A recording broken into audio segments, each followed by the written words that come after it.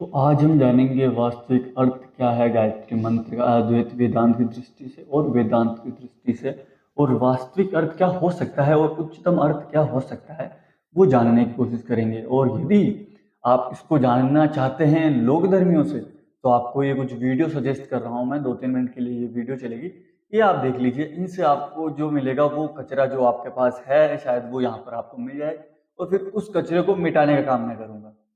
तो आप पहले ये देख लीजिए। गलती नहीं है, अपराध है। पंचाक्षरी मंत्र, गायत्री मंत्र, द्वादशाक्षर मंत्र, ये तभी तो बुद्धि भ्रष्ट हो जाती है, तभी तो उसका लाभ नहीं मिलता। लेकिन क्या महिलाओं को गायत्री मंत्र का जप करना चाहिए? को यज्ञोपवीत पहनने का अधिकार नहीं है, तो इसका मतलब है कि जो है स्त्रियां गायत्री का जाप नहीं कर सकती। बहुत बहुत एक बार गायत्री जप कर ले तो 24 अवतारों की पूजा हो जाती है। गायत्री का मंत्र हम लोग बोलते हैं, हमारे जीवन में कोई प्रभाव नहीं आता। उसी मंत्र को बोल करके महर्षि वशिष्ठ, महर्षि विश्वामित्र, महर्षि तीक्ष्ण, महर्षि शरभंग, बड़े बड़े ऋषियों ने व्याख्याएं करी। The Gayatri mantra that people are chanting is not actual Gayatri. They are chanting Savitri Gayatri. The real Gayatri mantra is called as Yoga Gayatri. No one is chanting the original Yoga Gayatri mantra. They are all chanting Savitri Gayatri mantra. The original Gayatri mantra has disappeared in Kali Yuga for some reason. Gayatri मंत्र से बड़ा कोई मंत्र नहीं। ओम भूर्भुवः स्वः तत्सवितुर्वरेण्यम भर्गो देवस्य धीमहि धियो यो नः प्रचोदयात्। जो ऐसे कम से कम 11 बार गायत्री मंत्र का जप कर लेते हैं, उनके तन में, उनके मन में, उनके जीवन में कोई रोग, कोई दुख, कोई दरिद्रता, किसी भी प्रकार की आसुरी शक्तियों का प्रभाव रह ही नहीं सकता। ये बहुत गायत्री, द सिंपल मीनिंग भूर्भुवः स्वः, that supreme lord, that Saviturvarenyam, who is illuminating the three worlds, the whole universe. अगर अब मैं ये आपको बताऊं, जब आप गायत्री मंत्र का उच्चारण करते हो ओम प्रॉपर तरीके से करें, तो आपकी कई सारी फ्रीक्वेंसियां इस मंत्र के माध्यम से आप बोल रहे हैं। और ये मंत्र की फ्रीक्वेंसियां जब आप बोलते हैं, ये मंत्र की वाइब्रेशन पता किससे अलाइन होती है? ये मंत्र की फ्रीक्वेंसी सूर्य की फ्रीक्वेंसी के साथ अलाइन होती है। सबसे शॉर्ट समय में अगर कोई करने जाए गायत्री मंत्र तो कितना टाइम लग सकता है? दिन के अगर आप 7-8 घंटे बैठो तो 3 साल में या फिर 4 साल में हो सकता है। 3 या 4 साल। हाँ। पर एक बार वो 24 लाख बार जाप कर लिया फिर क्या हो? 24 लाख जाप करने के बाद Ranveer you can do anything. फिर तो ये बात है ना कि आप स्वयं सर्जनहार बन जाते हैं, आप स्वयं पालनहार बन जाते हैं, आप स्वयं संहार करता बन जाते हैं। तो जो आपने देखा, ये सब जो भी सारे गुरु थे, जो भी सारे व्यक्ति थे, जो भी सारे पॉडकास्टर थे, जितने भी व्यक्ति थे, कोई भी बिना मुंह धोए भी वहां पर आ चुका है। उन सभी व्यक्तियों का जो वर्णन है उसको खंडन करने का काम करेगा यह वीडियो और ये खुद गायत्री मंत्र।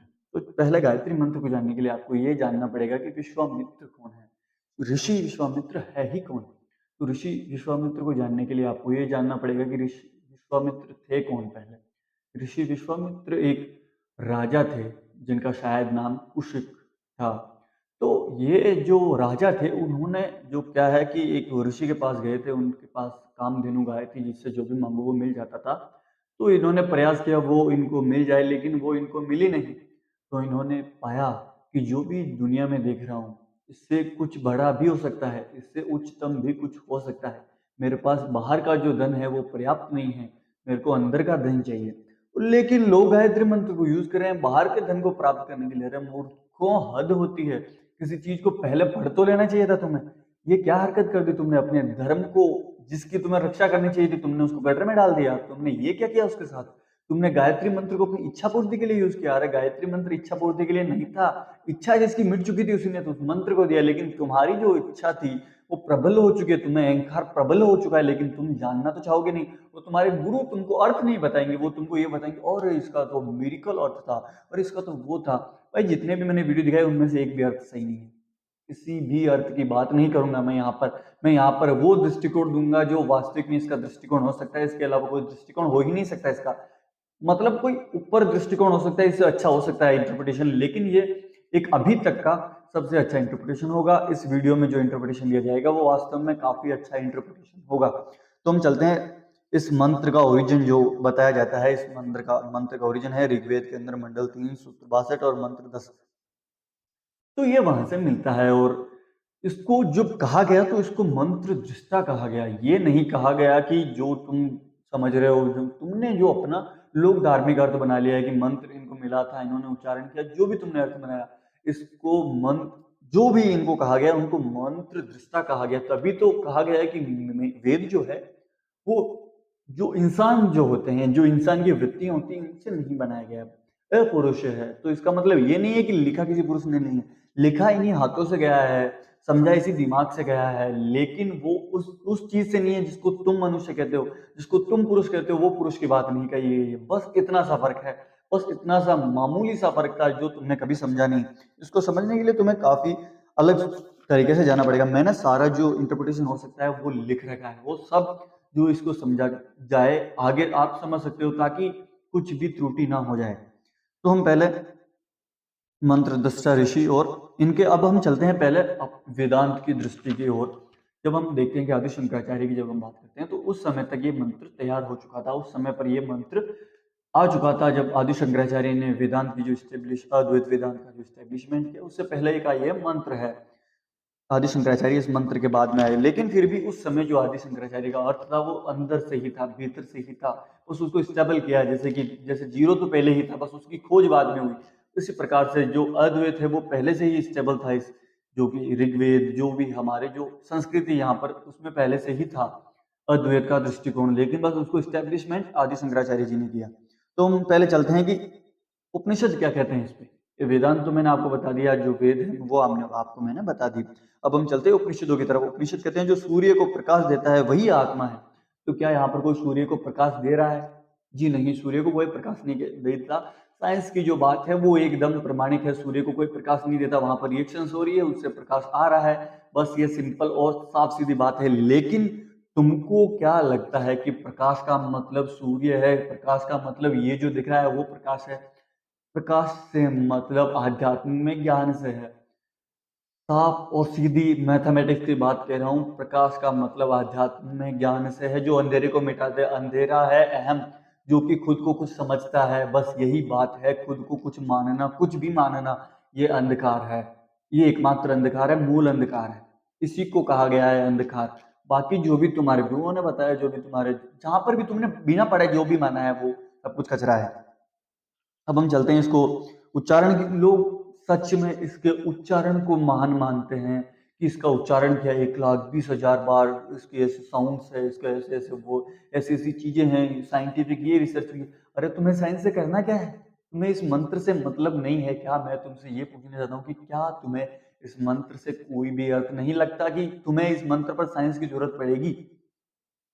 मैं तुमसे बस यही पूछना चाहता हूँ कि क्यों इसको तुमने ये कहा कि इस मंत्र के शब्द जो 24 इसके शब्द है, वो जो 24 देवताओं की बस काम एक बार में हो गया। अरे किस देवता की पूजना है? किसी को भी नहीं पूजना है, किसी को भी नहीं पूजना है। एकमात्र पूजने की चीज है वो है स्वयं का उच्चतम रूप, स्वयं को शांति की ओर ले जाना, स्वयं को पूर्णता की ओर ले जाना। उसके अलावा कुछ भी नहीं पूजना है। तुम्हें क्यों पूजना है? तुम्हें क्या प्री डिसाइडेड चीजें ही माननी है अब भी? क्या तुम्हें ये सोचना भी नहीं है? और ये यहाँ पर सोच समझ के लिखी गई है। जो ओम है उसको इतना विकृत किया गया है कि ओम को Om is equal to MC square तक ले गए लोग, जो कि एक तरफ से स्टेटमेंट रखा जा सकता है, बिल्कुल अच्छी बात है, लेकिन वो है नहीं। Is equal to MC square होता है मेरा भाई, is equal to MC square होता है, बस ये साफ सीधी बात है तो है। अब चलते हैं ओम का जो अर्थ वेदों में बताया गया है, जो अर्थ मैं जानता हूँ, जो अर्थ मेरे आचार्य बताते हैं वो मैं आपको बताता हूँ जहां से मैंने सीखा है। अर्थ का अर्थ है, ओम का अर्थ है अ उ म, ओम, अ उ म, अ ह म, अ ह म, अहम, ओम। यही अर्थ है कि बस इसके बाद में सीधा मौन आता है। इसका कोई भी उच्चारण से, ध्वनि से, नेगेटिव वेव्स, अरे नेगेटिव वेव्स क्या होता है? अब तुम्हारा अलग ही चल रहा है। नेगेटिव वेव्स ओरा क्लियर होता है, ये सब बकवास बातें हैं मेरे भाई। ओरा किसका क्लियर होगा? यदि तुम्हें यही पता नहीं होगा कि तुम हो कौन, तो ओरा किसका क्लियर कर रहे हो तुम? यदि तुम्हें यही पता नहीं कि मैं तो अहम बन के बैठा हूं, तो ओरा किसका क्लियर कर रहे हो तुम? क्या कृष्ण जहां पर जाएंगे वहां पर सभी नेगेटिव एनर्जी रहेगी, तो वहां पर क्या नेगेटिव हो जाएगा सब? कृष्ण से मेरा मतलब कृष्णत्व का जो व्यक्ति है उससे है। अब जो है इसका अर्थ है, जैसे कि आपको ये मंत्र तो पता ही होगा, ओम भूर्भुवस्सुः तस्य विदुर्वरेण्यं भर्गो देवस्य धीमहि धियो यो न प्रचोदयात्। आपको ये तो पता ही होगा। ये जो मंत्र है ये गायत्री मंत्र है। ओम मैंने आपको बता दिया, वो ये सब इसका एक शाब्दिक अर्थ मेरे पास है, हर एक शब्द का अर्थ है मेरे पास। तो इन शब्दों का अर्थ आप कहीं पर भी देख सकते हैं, मैं इसकी एक व्याख्या दूंगा आपको। इसका हम एक जो स्थूल अर्थ लिया जा सकता है वो है कि हम उस सर्वोत्तम पवित्र दिव्य प्रकाश स्वरूप सुविता, यहाँ से प्रकाश से मतलब है, का ध्यान करते हैं। वह परम तेज हमारी बुद्धि को सत्य की ओर प्रेरित करे। तो क्या है यहाँ पर जो प्रेरित होगा? अष्टावक्र गीता को यहाँ पर लाना पड़ेगा, अवधूत गीता को यहाँ पर लाना पड़ेगा, ऋभु गीता को यहाँ पर लाना पड़ेगा। अवधूत गीता क्या कहती है कि जिसको सोचा ही नहीं जा सकता तुम उसको सोच रहे हो। तुम जब तक हो तो तुम्हें कुछ भी नहीं मिल सकता। तुम जो बने बैठे हो वो जब तक है तब तक कोई मतलब नहीं है भाई। कितने भी मंत्र, और मंत्र का तुम्हें उच्चारण का अर्थ निकलेगा, तुम्हें ये किसने कह दिया, तुम्हें तुम्हारे गुरुओं ने क्यों नहीं बताया, और तुमने यदि उन्होंने नहीं बताया तो तुमने पूछा क्यों नहीं, इसका कोई अर्थ भी हो सकता है। कहा कि ओ ये तो सबसे उच्चतम मंत्र है ये। अरे तुम्हें उच्चतम से क्या करना है, तुम्हें तो इसका मीनिंग जानना था। उच्चतम तो तुम खुद हो, तुम्हारे अलावा कोई भी ट्रुथ नहीं है, तुम ही ट्रुथ हो। एकमात्र ट्रुथ जो है वो तुम हो, तुम्हारे अलावा कोई भी ट्रुथ नहीं है। जब खुद को निकालते जाओगे तो जो ट्रुथ रहेगा वो तुम ही हो। तुम कहाँ सोचते हो बाहर ट्रुथ, कहाँ खोजते हो मेरे भाई। अब आगे चलते हैं। इसका जो अर्थ बता रखा है आसपास में उसको विकृत कर रखा है, उसको सही अर्थ पे आते हैं। सविता से मतलब यहाँ पर अद्वैत वेदांत में जब हम चलते हैं तो आत्मा ब्रह्म शुद्ध चेतना माने जो किसी से भी जुड़ी नहीं है, जो इस मंत्र का लाभ नहीं उठाना चाहती, इससे लाभ नहीं पाना चाहती, उसके लिए कहा गया है ये। अब इसका एक अर्थ जो अद्वैत के दृष्टिकोण से दिया जा सकता है वो ये है कि हे परम चेतना माने क्या? परम से अर्थ है उच्चतम, पर यानी दूसरा, परम यानी उच्चतम जो दूसरा है, जो दूसरा उच्चतम है, उस चेतना की बात की जा रही है। तो दूसरा तुम कैसे जानोगे? तुम अपने आप से जानोगे, जो अपनी स्वयं की जो परम अवस्था है उस चेतना की तुम्हें पता है कि हाँ ये मेरी स्वयं की उच्चतम चेतना हो सकती है, उसके बारे में बात कही जा रही है। हमारी बुद्धि से अज्ञान का आवरण हटाओ ताकि हम अपने वास्तविक स्वरूप आत्मा को जान सके। किस जानने की बात कही जा रही है? आपको क्या लगता है किस जानने की बात कही जा रही है? आप जो जानते हो उस ज्ञान को, उसको अज्ञान माना गया है। जितना भी जानते हो आप उसको अज्ञान माना गया है। जितना भी XYZ जो आप जानते हो वो अज्ञान में आता है, और ज्ञान वही है जिससे ये मिट जाता है। बस यही ज्ञान की परिभाषा है कि आपका ज्ञान मिट जाए। बाकी आपके पास जो ज्ञान है उसको नॉलेज कहते हैं, उसको गार्बेज कहता हूं मैं, कचरा इकट्ठा कर रखा है श्रीमान आपने। इसको वास्तव में अद्वैत वेदांत में ही उसको गार्बेज ही कहा गया है। आपको इसमें अज्ञान माने क्या लगता होगा कि अज्ञान माने किसको कहते होंगे? ये ज्ञान, क्या कभी ये सोचा है कि ऋषि अज्ञान किसको कहते होंगे? ऋषि अज्ञान इसी को कहते हैं कि तुम जो जानते हो अपने बारे में जो भी तुमने सोच रखा है, बना रखा है, वो सब कुछ ऋषि अज्ञान में जोड़ते हैं। जो बाहरी ज्ञान है उसको अज्ञान में जोड़ते हैं, जिसको आज विज्ञान कहा गया है। और ज्यो योनहम प्रचोदयात्, इसका अर्थ, शाब्दिक अर्थ, हमारी बुद्धि बाहर की वस्तुओं में उलझी ना रहे बल्कि आत्मा की ओर जुड़ जाए। तो यहाँ पर कुछ जुड़ने की बात कही जा रही है नहीं, यहाँ पर जानने की बात कही जा रही है। और जो बाहर है वो बाहर से मतलब क्या है? बाहर से मतलब भी यहाँ से भीतर ही है। भीतर ही तुम्हारे जो बाहर बैठ गया है उसी को बस मिटाना है। उसी में जो उलझे बैठे हो ना तुम, उसी को मिटाना है। तुम्हें ये जो कह रहे हैं कि नहीं मंत्र से तुम भगवान तक बन सकते हो, अरे भगवान क्या बनना है तुम्हें? क्या बनना है? कुछ भी नहीं बन सकते तुम, कुछ हो ही नहीं। वास्तविकता यही है, बस यही जान जाओ, बस यही इसमें बताया गया है कि तुम तो गॉड बन सकते हो। अरे तुम कुछ भी नहीं बन सकते, यही बताया गया है सभी मंत्रों के अंदर। तुम्हारे को हर मंत्र यही बताएगा कि तुम्हारी कोई औकात है नहीं, हो नहीं सकती। तुम अहंकार हो, तुम्हारी कोई औकात हो नहीं सकती, तुम्हारा कोई मूल्य है नहीं। लेकिन तुम खुद को आत्मा कहकर अपना मूल्य मान रहे हो। तुम ये जानने को भी बैठे नहीं हो। कबीर ने भी तो कहा है, बड़ा हुआ तो क्या हुआ जैसे पेड़ खजूर। तो ये किस लिए कहा गया है? ये अहंकार के लिए कहा गया है कि बड़े हो गए हो, बहुत कुछ है तुम्हारे पास, अरे तुम तो वहां आसमान तक टच हो गए, लेकिन करोगे क्या? उसका कोई मतलब नहीं है उसका। यही कहा गया है यहाँ पर। ज्ञानियों द्वारा समझा गई चीज ज्ञान के स्तर पर ही जानी जा सकती है, अज्ञान की स्थिति में नहीं जान सकता। अज्ञानी व्यक्ति ये तय नहीं कर सकता है कि ज्ञानी व्यक्ति कैसा होगा, ज्ञान क्या होगा, ये अज्ञानी व्यक्ति तय नहीं करेगा। जिसको वेदांत का ज्ञान नहीं है वो तुम्हें वेदांत का ज्ञान नहीं बताएगा और नहीं बताएगा। ये साफ और सीधी बात है। तुम्हें उसी से जानना है वेदांत जो वेदांत को जानता है। तुम्हें जो कोई भी दूसरा व्यक्ति बताए उसको नकारे, उसको कहे कि थोड़ा साइड में मेरे भाई, टाइम नहीं है मेरे पास, उसको ये बात साफ कह दे। और उसका थोड़ा शाब्दिक अर्थ जो कि आदि शंकराचार्य जी से हम जोड़ते हैं, उन्होंने जब व्याख्या की उन्होंने इसको आगे भी बढ़ाया। ये परम ब्रह्म आदि शंकराचार्य किसको कहते हैं, आपको ये जानना बहुत ही जरूरी है। ब्रह्म आदि शंकराचार्य उस हर चीज को कहते हैं जो तुम्हें दिख रही है और इनमें से किसी भी नहीं, इनमें से कोई भी चीज ब्रह्म नहीं है और ये हर चीज ब्रह्म है। दोनों बातें साथ में कही जाती है और साथ में ही इनको कहा जा सकता है। वरना तो मैं कह दिया कि मैं ब्रह्म हूं तो तुम्हें लग गया कि मैं ब्रह्म हूं, लेकिन मैं ब्रह्म नहीं हूं। ये तो बस कहा गई बात है, मैं कोई भी ब्रह्म नहीं हूं। जब कृष्ण कहते हैं कि मैं परम आत्मा हूं, मैं आत्मा हूं, मैं ही ईश्वर हूं, तो यहाँ पर कृष्ण अपने लिए नहीं कह रहे। कृष्ण तो कुछ भी नहीं है, वो बस कहा जा रहा है। ये दोनों बातें साथ में कही जाएगी कि कृष्ण तो कुछ भी नहीं है और कृष्ण ही सब कुछ है। क्योंकि जब तुम दृष्टि से देखोगे तो तुम्हें लगेगा कि व्यक्ति कुछ है, तुम्हें लगेगा कि आदमी बोल रहा है तो हाँ यही तो बोल रहा है, तो यही तो है ना ये, बस ये नहीं है। इतना जानो। और जो है वो तुम्हें समझ में तब आएगा जब तुम समझ जाओगे। अब तुम्हें समझाने का कोई तरीका है नहीं, तुम्हें खुद ही समझना पड़ेगा इसको। हे परम ब्रह्म, हमारी बुद्धि को शुद्ध कर दो ताकि मैं शरीर हूं। ये मूल अज्ञान की बात मैंने यहाँ पर कर दी है, आदि शंकराचार्य जी ने यहाँ पर बता दिया है। मैंने आपको बता दिया है, इस चीज को जान ले कि मैं शरीर नहीं हूं, मैं शरीर हूं। यही मूल अज्ञान है, यही मूल अज्ञान है कि मैं अहम हूं। मैंने जब इन वीडियोस को देखा यूट्यूब पर, जहां पर भी मैं देख सकता था, व्हाट्सएप पर, इंस्टाग्राम पर, तो इतना बुरा विकृत अर्थ कर दिया गया है इनका जिसकी कोई लिमिट ही नहीं है। पूरे धर्म की इतनी बुरी स्थिति कर दी गई है कि सोच भी नहीं सकते, कोई सोच भी नहीं सकता कि इन हिंदुओं ने इस धर्म को धंधा बना के रख दिया है। क्या किया तुमने, क्या तुमने किया इस धर्म के साथ, क्या तुमने किया इस मंत्र के साथ जो इतना ऊंचा हो सकता था। तुमने क्यों नहीं सोचा कि इसका और भी अर्थ हो सकता है। और तुम्हें क्या मिला इसको नीचा दिखाकर, तुम्हें क्या मिला, मैं तुमसे पूछना चाहता हूं, तुम्हें क्या मिला इसको इतना नीचे दिखाकर कि तुमने कहा कि इसके इफेक्ट होते हैं, इससे पूरी बॉडी वो हो जाती है, इसमें बॉडीज में कुछ एक्टिवेट हो जाता है। तुमने क्यों कहा ऐसा, तुम्हें क्या मिला इतना नीचा अर्थ करके इसको। तुमने क्यों नहीं कहा कि मैं शरीर हूं ही नहीं तो होगा क्या एक्टिवेट, क्यों नहीं कहा तुमने, क्यों तुमने नहीं पढ़ा आदि शंकराचार्य को। क्या एक बार नहीं पढ़ सकते थे तुम कि तुम एक अज्ञानी हो, तुम ज्ञान का वर्णन नहीं कर सकते, तुम्हें ये जानना पड़ेगा। और जब तुम ये जानोगे तभी तुम इस पर व्याख्या करने के योग्य होगे मेरे भाई। तब तक तुम इस पर व्याख्या नहीं कर सकते, नहीं कर सकते और नहीं कर सकते। यदि ऐसा नियम होता तो मैं ये नियम भी लागू करवाता कि वो व्यक्ति इसका वर्णन नहीं कर सकता जो उसको जानता नहीं है। वर्णन वही करे जो जानता है, और जो जान के उसको वर्णन करने की जरूरत है ही नहीं। तुमने कहा कि इस बॉडी के अंदर पॉजिटिव एनर्जी आती है और यहाँ पर आदि शंकराचार्य कि मैं शरीर हूं, यही अज्ञान है और इसी से मुक्ति दिलानी है। इसी से ज्ञान की आगे चलते हैं।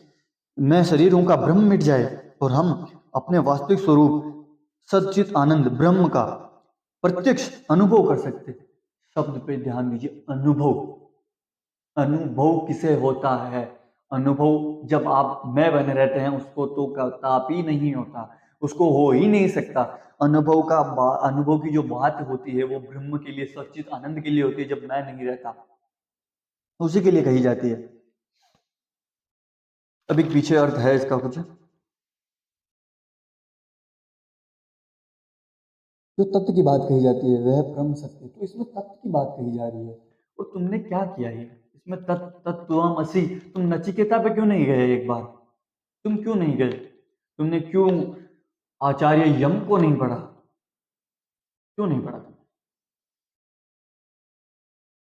तुमसे सवाल है कि जिन्होंने ये मंत्र के वर्णन किए हैं इस प्रकार से कि कोई लिमिट ही नहीं हो सकती। एक शाब्दिक अर्थ और है, हे सत्य मेरी बुद्धि को पूर्ण पूर्वाग्रह, अंधविश्वास, भय, अहंकार और अज्ञान से मुक्त कर मुझे वस्तुओं को जैसा है वास्तव में जो है वैसा देखने की क्षमता है।